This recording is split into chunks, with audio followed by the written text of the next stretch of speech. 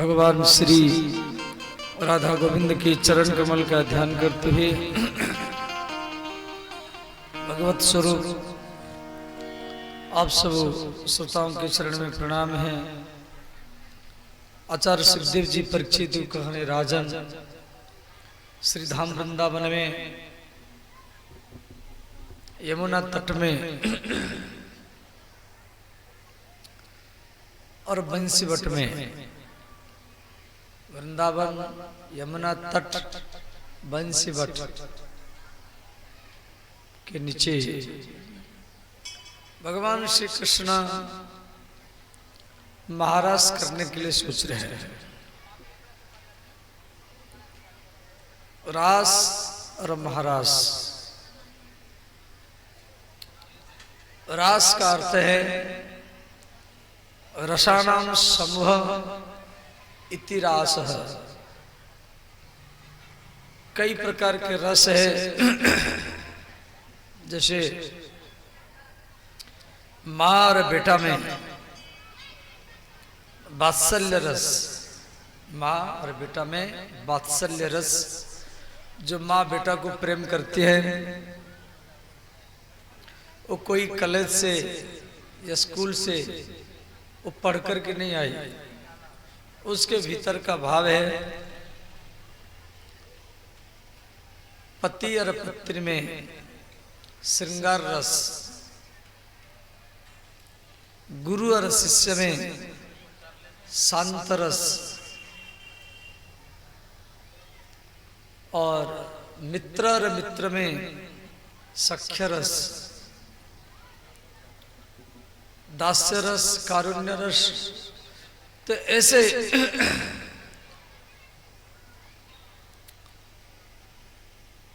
ये सारा रस को मिला दो तो उसका नाम है रास। रास का अर्थ ये नहीं जो कोई प्रेमी और प्रेमिका का मिलन, ये नहीं। हम लोग सोचते हैं कोई प्रेमी प्रेमिका मिल रहे हैं ये रास है, नहीं। रास काम का भोग का कथा नहीं है।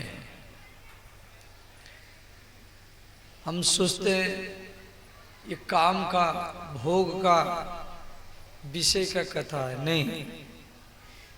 भागवत में रास की कथा 5 अध्याय में है। ये काम के ऊपर, विषय के ऊपर विजय पाने का कथा है।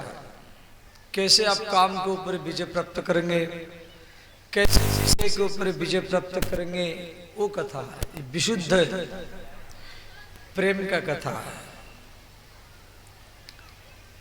प्यार और प्रेम अंतर है।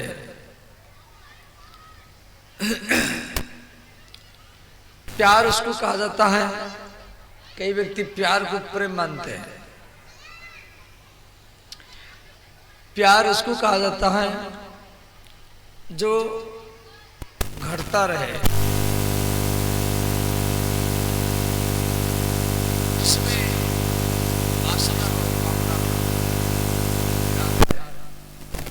और जिसमें वासना नहीं है, कामना नहीं है, केवल उपासना है, केवल उपासना है, वो प्रेम कहलाता है। तत्सुख भाविता मति, उसी के सुख में सुखी रहना, अपने सुख में नहीं। इति प्रेम स्वरूपम। नारद भक्ति सूत्र में नारद जी बोले, प्रतिक्षण वर्धमानम अनुभव रूपम प्रेम स्वरूपम। जो हरदम बढ़ता रहे वो प्रेम है, और जो घटता रहे वो प्यार है। प्रमाण ध्यान देना। जैसे आपका मन किसके ऊपर है,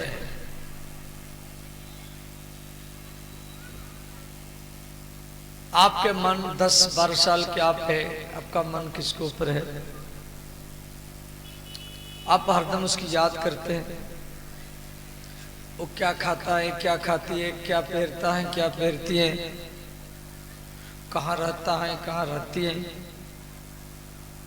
ये मन में सेट हो जाता है। 15 साल, फिर 16, 17, 18 साल में जैसे आपका उम्र बढ़ता है,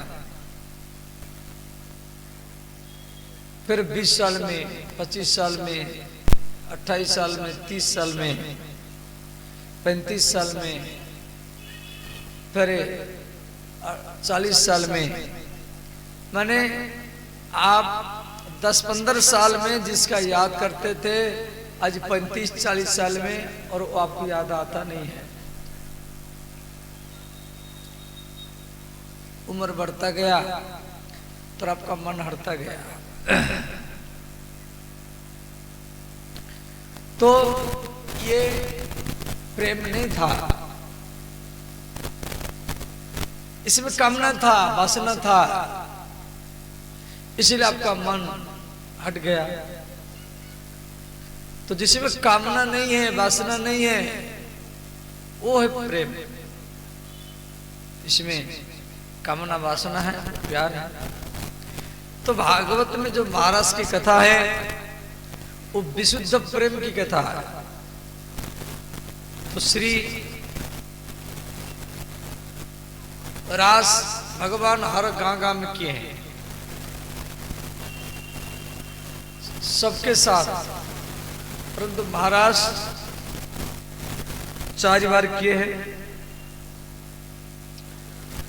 एक तो आश्विन मास के पूर्णिमा को किए हैं, एक कार्तिक मास पूर्णिमा को, एक फागुन मास पूर्णिमा को और एक चैत्र मास पूर्णिमा को।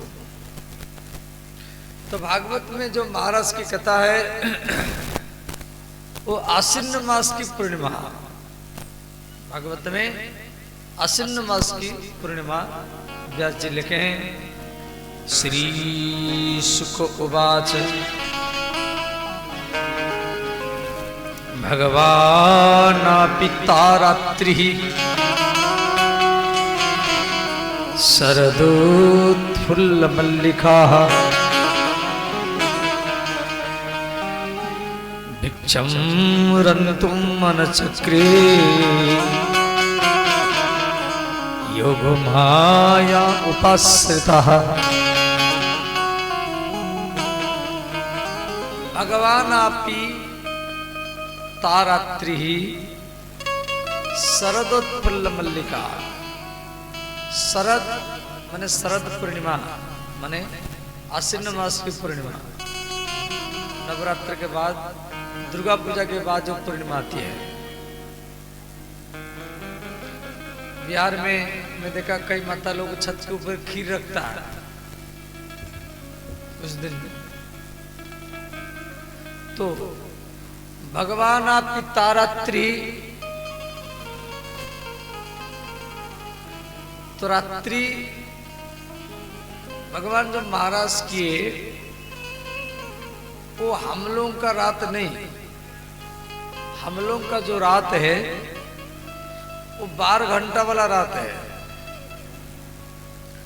हम लोगों का जो रात है वो 12 घंटा का है। तो भागवत में दिया गया है ब्रह्म रात्र उपावृते, ब्रह्मा का एक रात। तो ब्रह्मा जी का एक रात कितना होता है? जब आपके पामा में 429 करोड़ 40 लाख 80 हजार वर्ष होगा,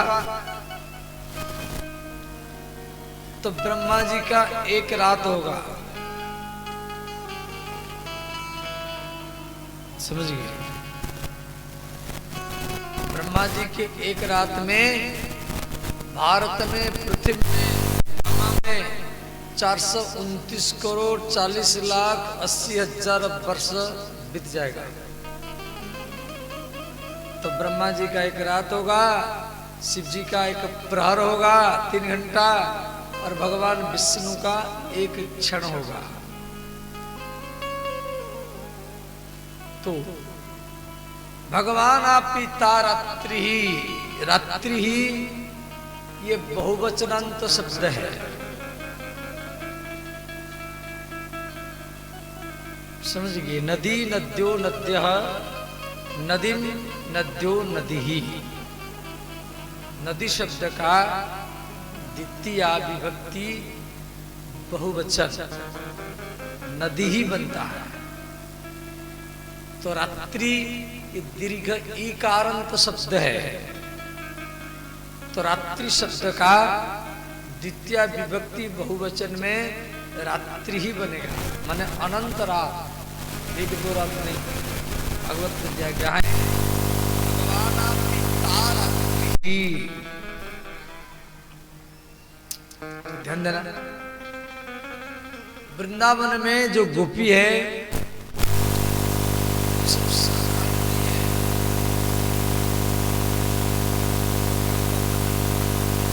सुने, गोपी का अर्थ है गोभी इंद्रिय ही कृष्णं रसम पीवती ति गोपी। गो माने इंद्रियां, इंद्रिया माने जैसे आंख, आंख में जो कृष्ण का दर्शन करती हैं, कान में जो कृष्ण के कथा श्रवण करती हैं, मुख में जो कृष्ण के चरित्र को गाती हैं, नाक में कृष्ण के चरण में समर्पित सुगंधित इत्र को जो सूंघती हैं, और चरण में घर से चलकर के काम धंधा को छोड़कर की कृष्ण कथा भागवत कथा सुनने के लिए भागवत के पंडाल तक आती हैं। हाथों में भागवत के पंडाल में झाड़ू लगाना, दरी बिछाना या मंदिर में गोबर लिपाई करना, समझ गया। आज प्रभात फेरी में प्राय सब गोबर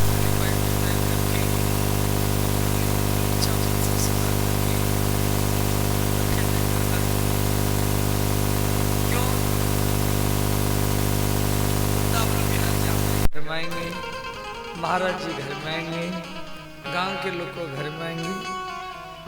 इसी सोच में घर को लिपाई पुताई करना यह हाथ का भजन है। तो जिसका हर इंद्रियां भगवान की सेवा में लगा हुआ हो,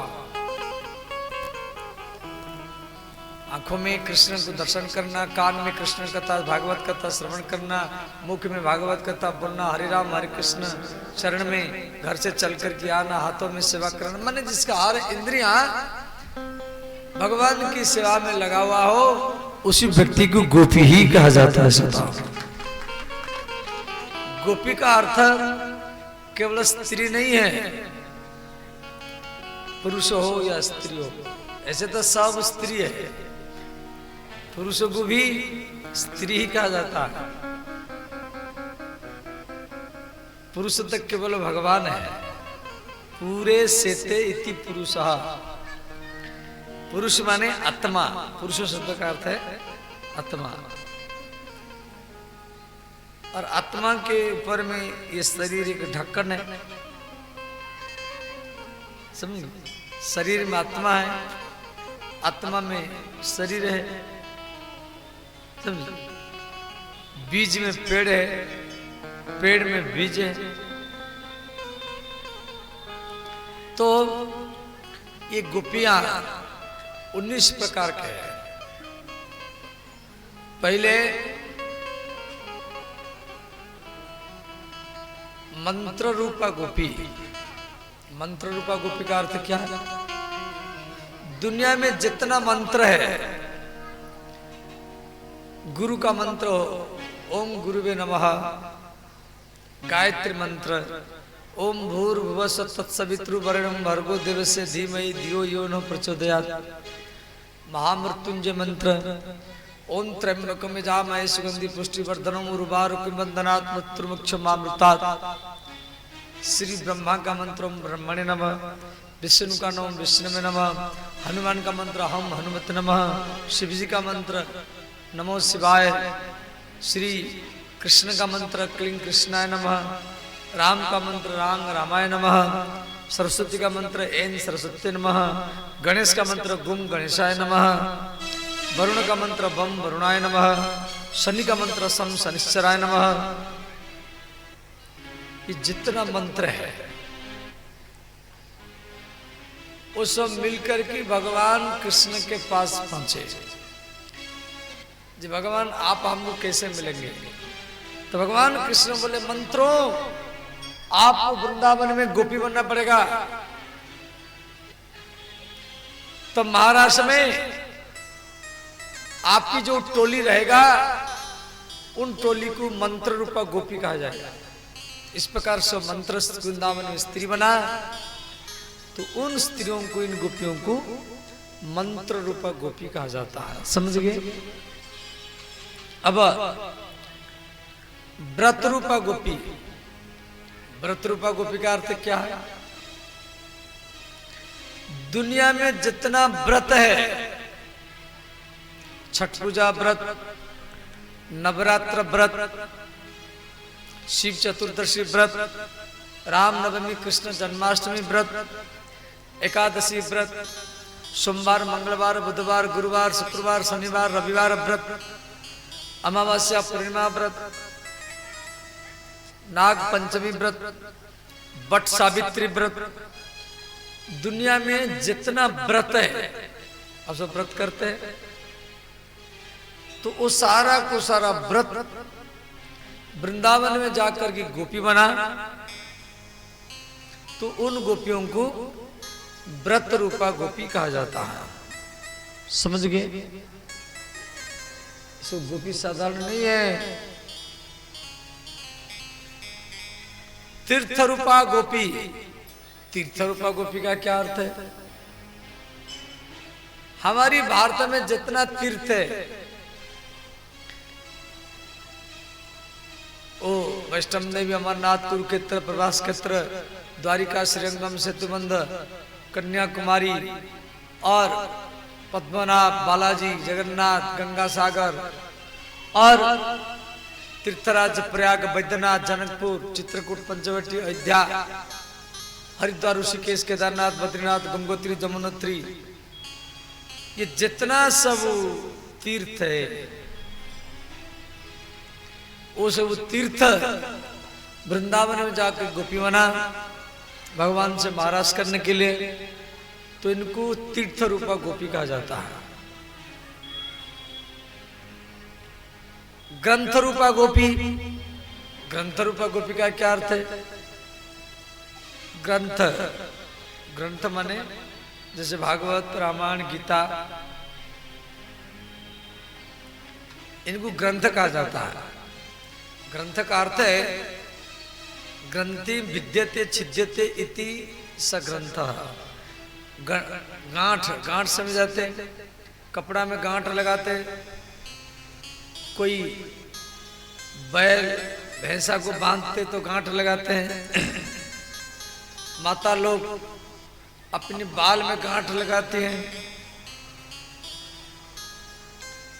ब्राह्मण लोग जनेऊ में गांठ लगाते हैं। तो ये सब गांठ आप लोग खोल सकते हैं, ये सब गांठ आप खोल सकते हैं, परंतु आपके हृदय में, आपके मन में, आपके बुद्धि में कछु अज्ञान का गांठ है। अज्ञान का गांठ, अज्ञान का गांठ समझ जाते हैं, जिनको आप जानकार नहीं है, और वो अज्ञान के गांठ को जो खोल देता है उसको ग्रंथ कहा जाता है। ग्रंथि विद्यते इति स ग्रंथः। तो ये जितना सब ग्रंथ है, रामायण भागवत गीता लिंग पुराण वामन पुराण अग्नि पुराण स्कंद पुराण पद्म पुराण शिव पुराण ब्रह्म वैवर्त पुराण विष्णु पुराण, वो सारा पुराण जितना धार्मिक ग्रंथ है वो सब धार्मिक ग्रंथ वृंदावन में गोपी बना तो उनको ग्रंथ रूपा गोपी कहा जाता है। वेद रूपा गोपी माने वेद ही गोपी बना। वेद चारों वेद है, ऋग्वेद, यजुर्वेद, सामवेद, अथर्ववेद, और इनके चार उपवेद है, स्थापत्य वेद, धनुर्वेद, गंधर्ववेद, आयुर्वेद। वो सब वेद वृंदावन में जाकर गोपी बना, तो उनको वेद रूपा गोपी कहा जाता है। ऋषि रूपा गोपी, ऋषि रूपा गोपी का क्या अर्थ है? जितना बड़े बड़े ऋषि मुनि हैं, विश्वामित्र, भरद्वाज, वशिष्ठ, गौतम, चंद्रा मुनि, भरत और श्री अगस्त मुनि, वाल्मीकि मुनि, श्री नारद जी, श्री सुखदेव जी, पराशर जी, व्यास जी, देवल मुनि, पर्वत मुनि, जितना सब हिमालय में या गिरनार में, विंध्याचल में सब ऋषि लोग तपस्या करते हैं,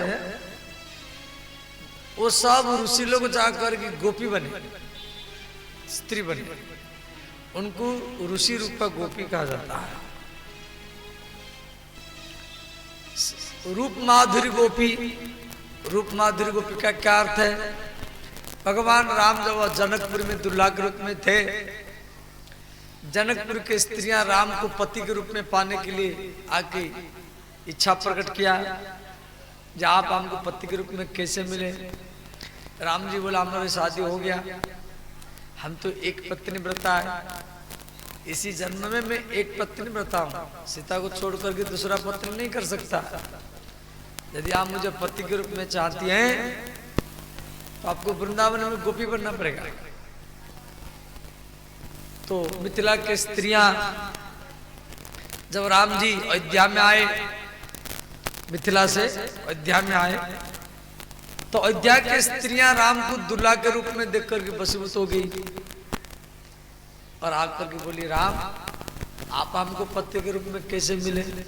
राम जी मन में सोचे, देखो वो तो ससुराल घर की स्त्रियां थी, अब ये मेरे घर की स्त्रियां हैं, मुझे पति के रूप में चाहती हैं। राम जी बोले ठीक है, वृंदावन में राजा विमल की कन्या के रूप में आप सबको जन्म लेना पड़ेगा। फिर राम जी जब दंडकारण्य में आए, तो दंडकारण्य के ऋषि मुनि वो भी राम के रूप को देख करके वशीभूत हो गई, जो आप हमको पति के रूप में कैसे मिले? राम जी मुस्कुराने लगे, देखो स्त्रियां मुझे देख करके वशीभूत हो गई, ये बाबा लोग मुझे पति के रूप में चाह रहे हैं। तो राम जी आशीर्वाद दिए, तो सिर्फ परशुराम जी के रूप को देख करके जो वशीभूत हो गए। परशुराम जी संपूर्ण पृथ्वी को दिग्विजय किए 21 बार। परशुराम जी ब्रह्मचारी रहे, शादी नहीं हुआ। श्री वामन भगवान के रूप को देख करके जो स्त्रियां वशीभूत हो गई, वामन भगवान भी ब्रह्मचारी रहे। श्री नरनारायण भगवान के रूप को देख करके जो स्त्रियां वशीभूत हो गई, श्री कपिल भगवान के रूप को देख करके जो स्त्रियां वशीभूत हो गई, क्यों सब ब्रह्मचारी रहे कपिल भगवान। तो ये सब स्त्रियां वृंदावन में गोपी बना, तो उन गोपियों को रूप माधुरी गोपी कहा जाता है। भगवान के रूप के आसक्त होकर के पति के रूप में चाहना, समझिए। अब यज्ञ रूपा गोपी, यज्ञ रूपा गोपी का अर्थ क्या है? जितना यज्ञ है, यज्ञ भी कई प्रकार के होते हैं, अश्वमेध यज्ञ, राजस्व यज्ञ, पुत्रष्टि यज्ञ, विश्वजीत यज्ञ।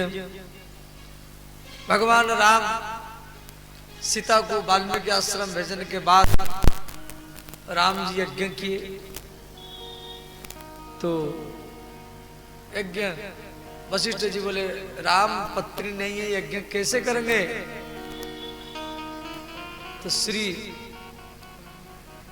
राम जी सीता का मूर्ति बनाए, सोने की मूर्ति बनाए, और वो मूर्ति को वाम भाग में बैठा करके आहुति किए।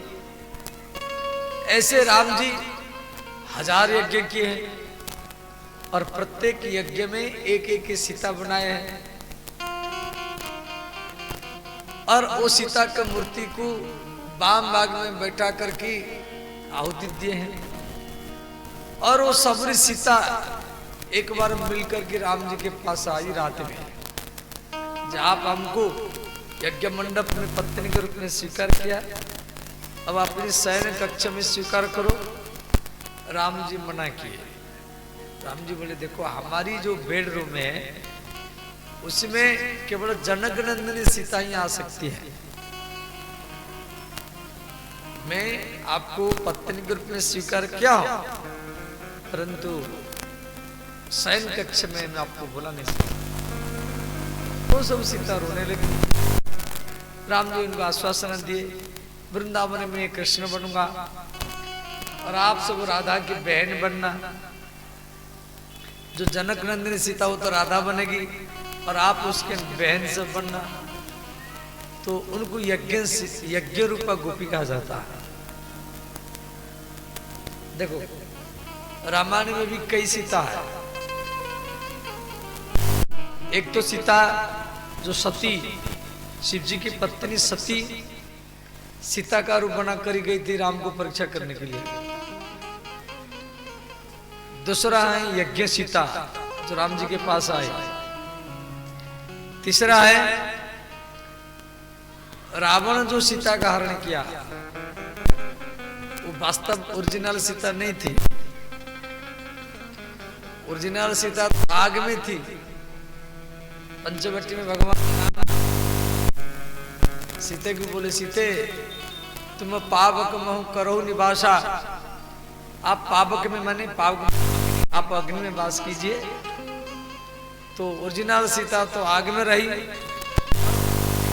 सीता तो राम जी के पास आई, हरण करके ले गया। तो और एक इंद्रजीत एक माया सीता बना करके राम के सामने काट दिया। रामायण में भी 5 सीताओं का वर्णन है। तो ध्यान देना। इस प्रकार भगवान इन सब गोपियों को आह्वान किए। भगवान पिता रात्रि शरदोत्फुल्ल मल्लिका भिक्षम रंतुम मन चक्रे युगमाया उपस्थिता। भगवान श्री कृष्ण अपने वंश में किलिम बीज का उद्घोष किए। तो वृंदावन में जितना सब ब्रज में जितना सब स्त्रियां थी उनके कान में कृष्ण की आवाज सुनाई दिया। और गोपियों का क्या हालत है वो आप ध्यान देकर सुने। व्यास जी लिखे भागवत में, दुह्यंतो अभियूयः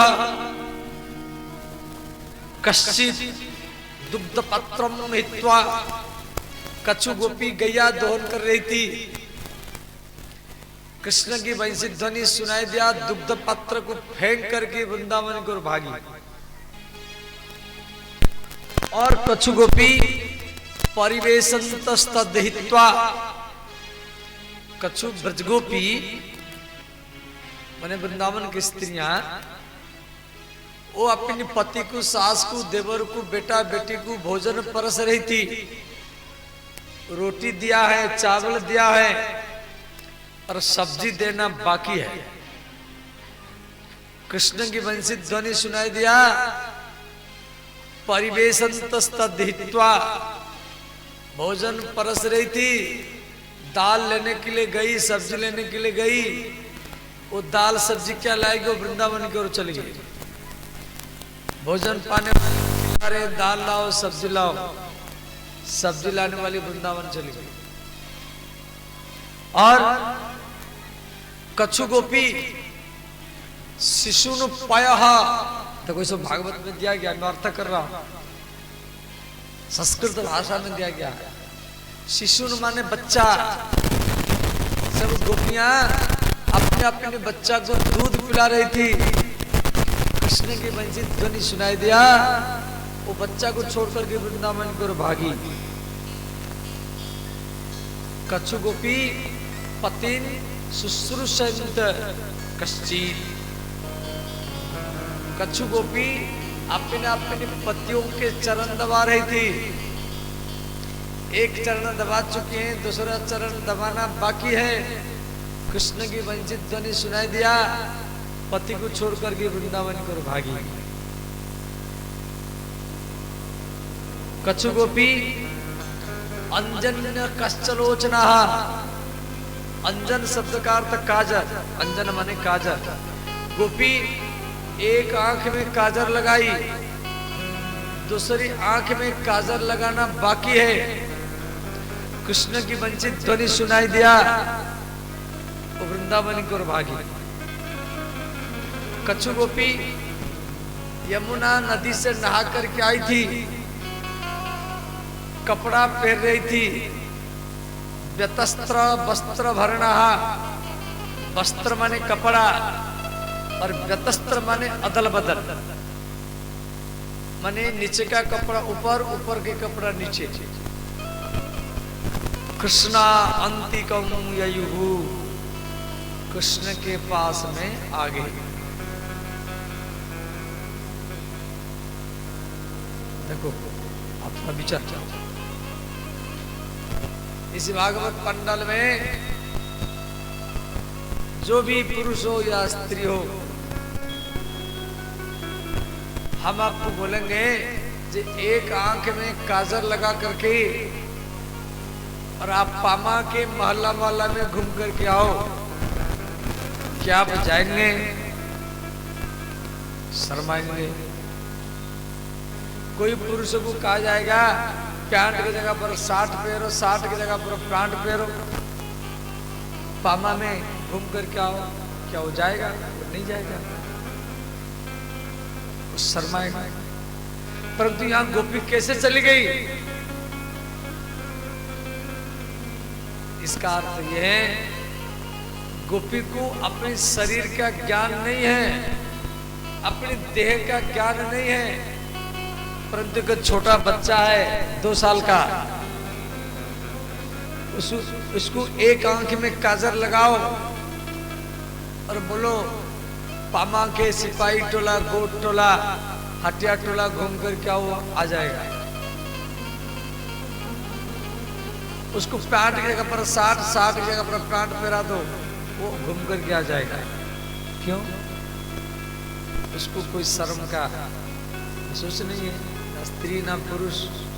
भगवान हता भिक्ष शुद्ध भाव प्रसादित, शुद्ध भाव। गोपी साधारण नहीं है।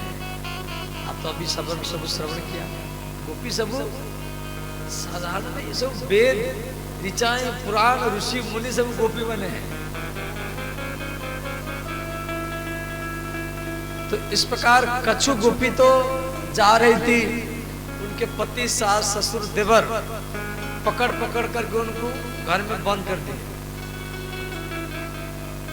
और जिन गोपियों को उनके सास ससुर देवर पकड़ करके बंद किए, वो सारा को सारा ब्रज गोपी सबसे पहले पहुंचा। भगवान आकाश में पूर्ण चंद्रमा, रात का समय है,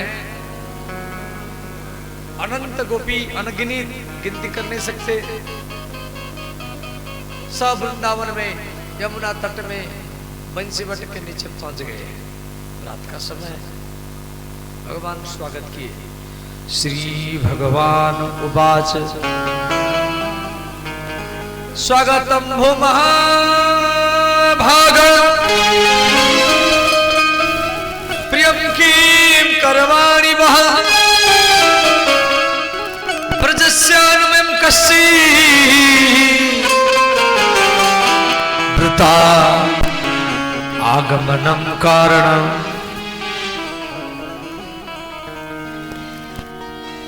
भगवान स्वागत किए। बोले गोपियों आपका स्वागत है। स्वागत भी कई तरीका से, हाथ जोड़ना, लेट के प्रणाम करना, बैठ के प्रणाम करना, हाथ मिलाना, आसन से खड़े हो जाना, मुख देख करके थोड़ा सा हंस देना, मुस्कुरा देना, ये सब अभिनंदन है। समय पर जैसे आदमी ज्यादा हो तो वहाँ एक एक जाकर के प्रणाम करना नहीं चाहिए। भागदौड़ मचेगा, कोई नीचे गिर जाएगा। कोई नेता आया है, एक एक जाकर के हाथ में मिलाना नहीं चाहिए। वहाँ केवल आसन से खड़े हो जाना, यही स्वागत है। तो भगवान स्वागत किए। स्वागतम भो महाभागा प्रियम किम कर्माणि भः। भगवान गोपियों का स्वागत किए। भगवान बोले, गोपियों, इस रात में आप अपने पति को छोड़कर कैसे चले आए? पति, देवर, भाई, माता, पिता, बेटा, बेटी, इनको सब छोड़ करके रात में आप क्यों चले आए? भगवान बोले, देखो, पति का अर्थ है पाति पति। जो स्त्री का पालन पोषण करता है वो पति है।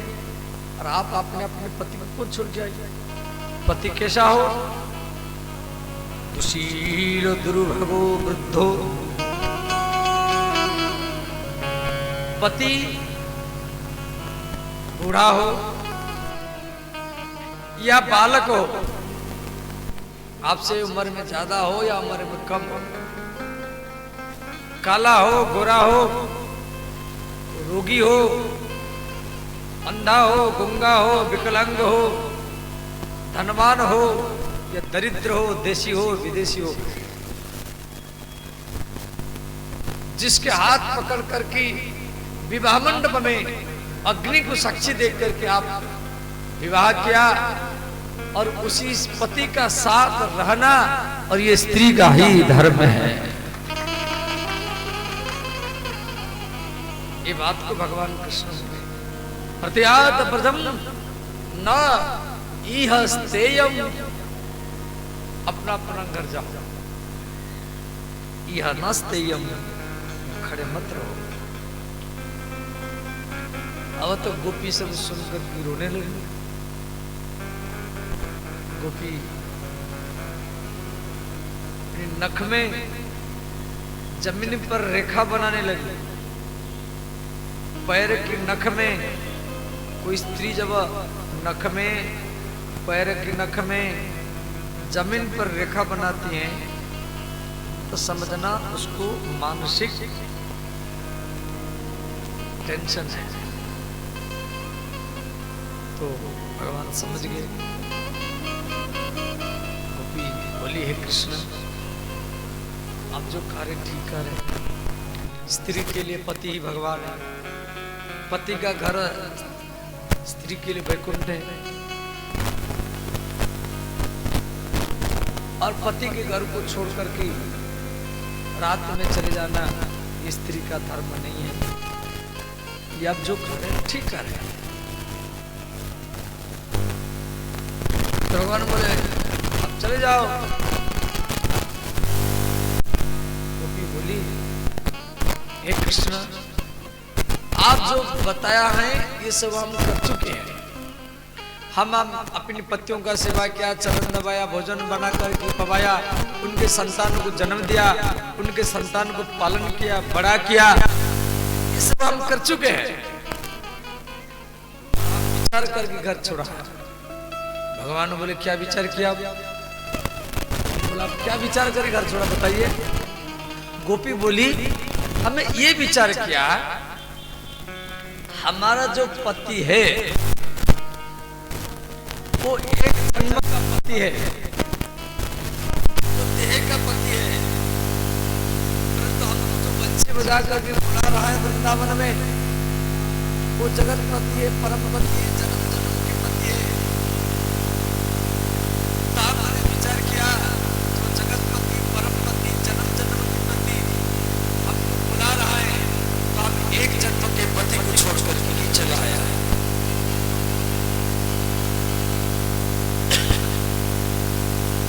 भाई बोलिए, ऐसा करो क्यों करो, जो जन्म और हमारी जान। मेरा भाई बोले ऐसा वर्ण क्यों वर्ण करूंगी तो जन्म लेता है भरत करो सांबरो। सांबर बने कृष्ण सुहाग अमर हो जाए।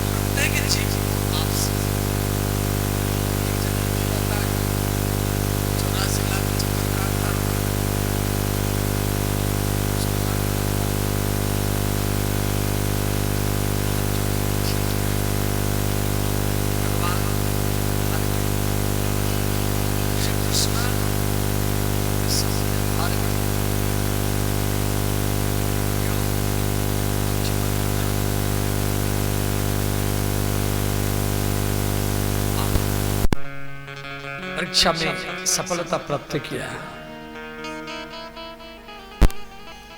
अब तो मुझे महाराज करना ही पड़ेगा। भगवान क्या किए, जितना गोपी है भगवान इतना रूप बना लिए। लाखों करोड़ गोपी है, भगवान कृष्ण भी लाखों करोड़ रूप बना लिए। सब गोपियों को ऐसे लगा कृष्ण मेरे हाथ पकड़ करके नाच रहे हैं, मुझे आलिंगन कर रहे हैं। तो महाराज को देखने के लिए देवता लोग आ गए। तो देवताओं को गोपियां मना कर दिया, आप यहां से चले जाओ, अब आकाश मार्ग से फूल बारिश करो। देवता लोग चले गए। देवों के देव महादेव वो भी आ गए। वृंदावन में गोपी महादेव को बोली, महादेव आप यहां से चले जाओ। भगवान शिव उदास हो गए, बोले गोपियों मैं कई लाख वर्ष से समाधि लगा करके बैठा हूं महाराज दर्शन करने के लिए, और हम तो महादेव है ना, देवों के देव, और आप हमको भगा रहे हैं। गोपियां बोली देखो यहाँ एक ही पुरुष है और सब स्त्री है, दूसरा पुरुष यहाँ रह नहीं सकता।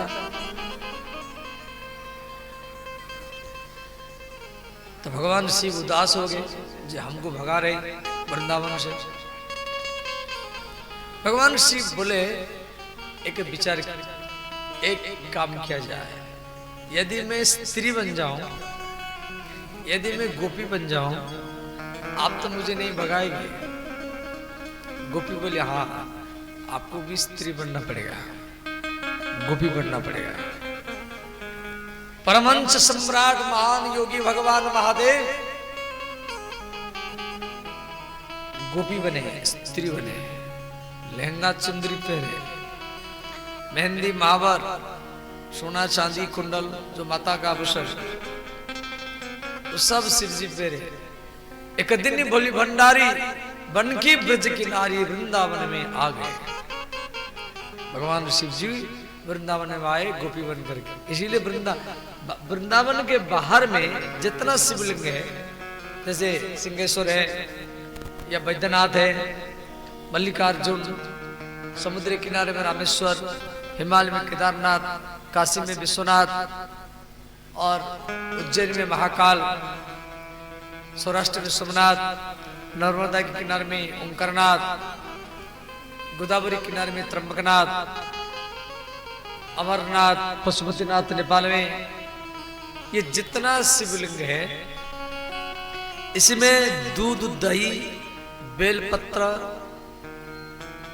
आदि आदि चढ़ता है, परंतु वृंदावन के भीतर में, वृंदावन 5 कोष का है, वृंदावन के भीतर में जो शिवलिंग है उसमें शाम के टाइम में, इस टाइम में सोना चांदी साड़ी टिकली जो माताओं का आभूषण है वो चढ़ता है। वृंदावन कभी जाना, वृंदावन के दो मुख्य मंदिर, एक तो बांके बिहारी है भगवान कृष्ण का, और एक गोपेश्वर, माने भगवान शिव वहां गोपी बन करके रहे तो नाम पड़ा गोपेश्वर। बोले श्री गोपेश्वर भगवान की जय।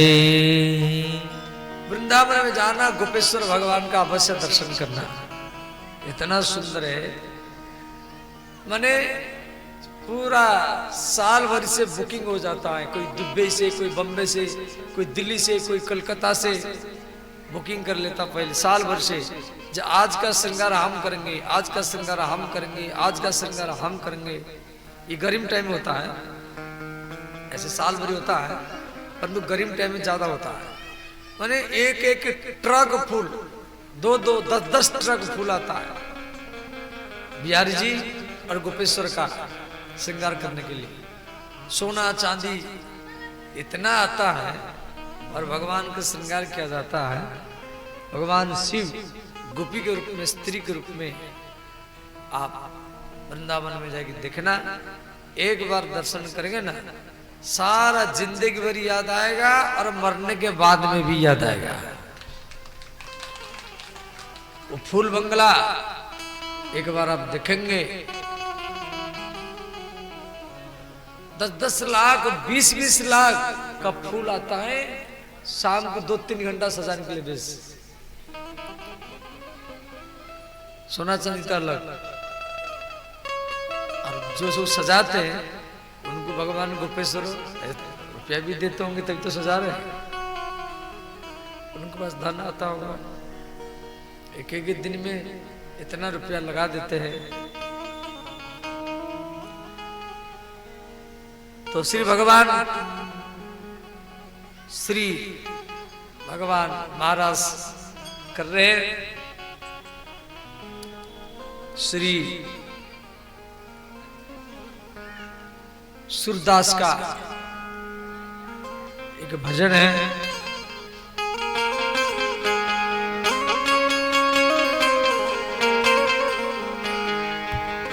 मनमोहन की बंसी बाजी वृंदावन के रास में, मनमोहन की बंसी बाजी वृंदावन के रास में।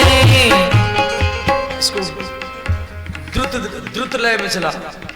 मनमोहन की बंसी बाजी वृंदावन के रास में, मनमोहन की बंसी बाजे वृंदावन के रास में। ब्रह्मलोक में ब्रह्मा नाचे, शिव नाचे कैलाश में। ब्रह्मलोक में ब्रह्मा नाचे, शिव नाचे कैलाश में। मनमोहन की बंसी बाजी वृंदावन के रास में, मनमोहन की बंसी बाजे वृंदावन के रास में। सब गाइए, दोनों हाथ उठा कर गाइए।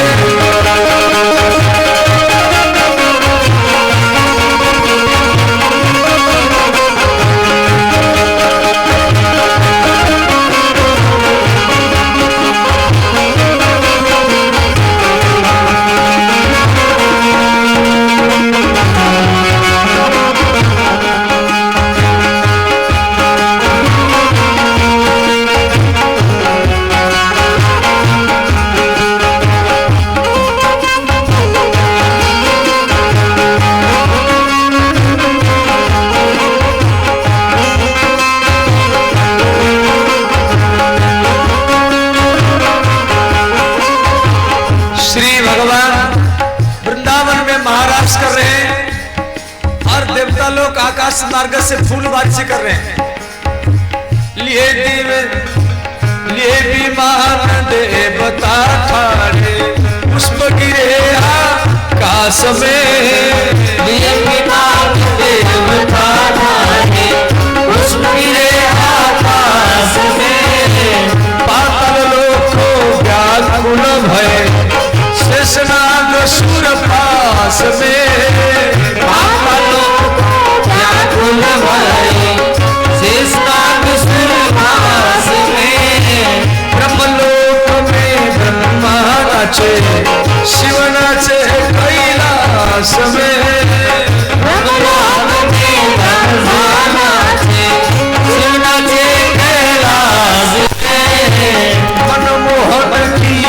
बंसी बाजी वृंदावन के रास में मनमोहन की बंसी बाजे वृंदावन के रास में। सब गाइए, दोनों हाथ उठा कर गाइए।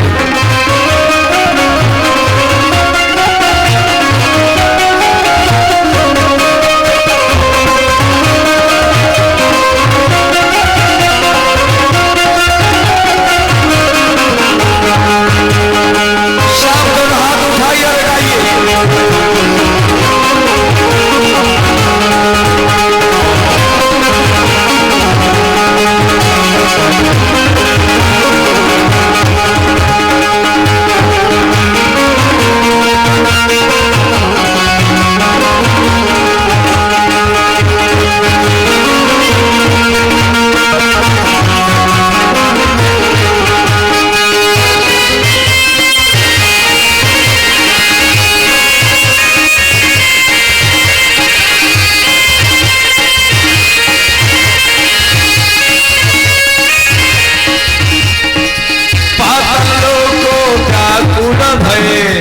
शेषनाग सुर पास में शेषनाग सुर पास में। रमा सहित नारायण मोहे बंसी के मीठास में। रमा सहित नारायण मोहे बंसी के मीठास में। ब्रह्मलोक में ब्रह्मा नाचे शिव नाचे कैलाश में। ब्रह्मलोक में ब्रह्मा नाचे शिव नाचे कैलाश में। मनमोहन की बंसी बाजी वृंदावन के रास में। मनमोहन की बंसी बाजे वृंदावन के रास में। सब गाइए, दोनों हाथ उठा कर गाइए।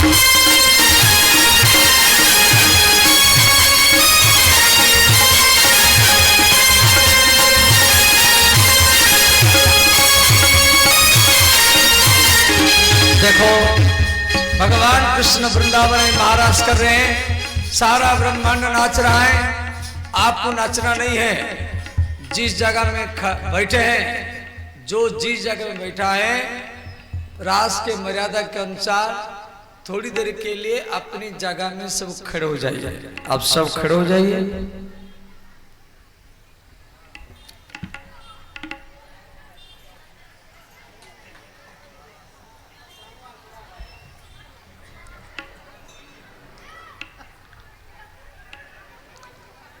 सब हाथ जोड़ लीजिए, सब हाथ जोड़े